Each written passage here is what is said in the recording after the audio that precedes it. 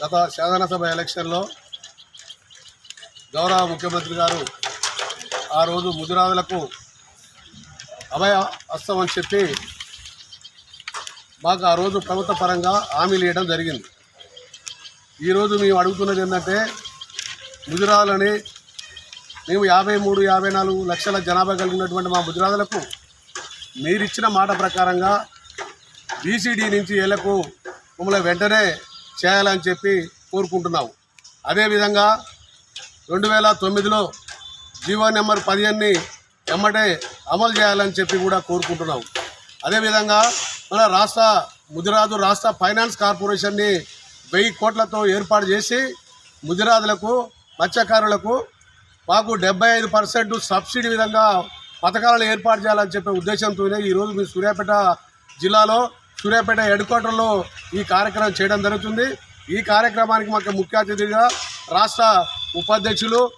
మన యాదగిరి అన్న గారు, అదేవిధంగా రాష్ట్ర నాయకులు మన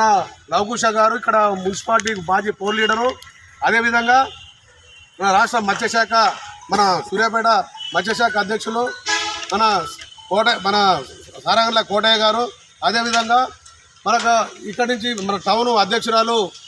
మన వెంకటమ్మ గారు, జిల్లా యువజన సంఘం అధ్యక్షులు సురేష్ గారు, అదేవిధంగా మన కోడికుంట మత్స్యశాఖ అధ్యక్షులు మన మహేందర్ గారు, అదేవిధంగా నాయుడు సహకారం నుంచి వచ్చినటువంటి సోదరుడు వెంకటేష్ గారు, అదేవిధంగా మన సొసైటీ డైరెక్టర్లు మన నల్లబేగల వెంకన్న గారు, జిల్లా కార్యాధ్యక్షులు గారు, అదేవిధంగా ఆత్మకూరు మండల అధ్యక్షులు వీరభద్రం గారు, అదేవిధంగా ఇక్కడికి వచ్చిన మన రాష్ట్ర జిల్లా ఉపాధ్యక్షుడు మన గంగారమ్మ వెంకన్న గారు, అదేవిధంగా ఇక్కడికి వచ్చినటువంటి పెద్దలందరికీ కూడా హృదయపూర్వకంగా నమస్కారాలు తెలుస్తూ మా డిమాండ్స్ని మీరు ఇస్తారన్న హామీలని మమ్మల్ని వెంటనే అమలు చేయాలని కోరుకుంటూ మా ముదిరాజు పక్షాన మీ అందరం కోరుకోవడం జరుగుతుంది. జై ముదిరాజ్, జై ముదిరాజ్, జై ముదిరాజ్.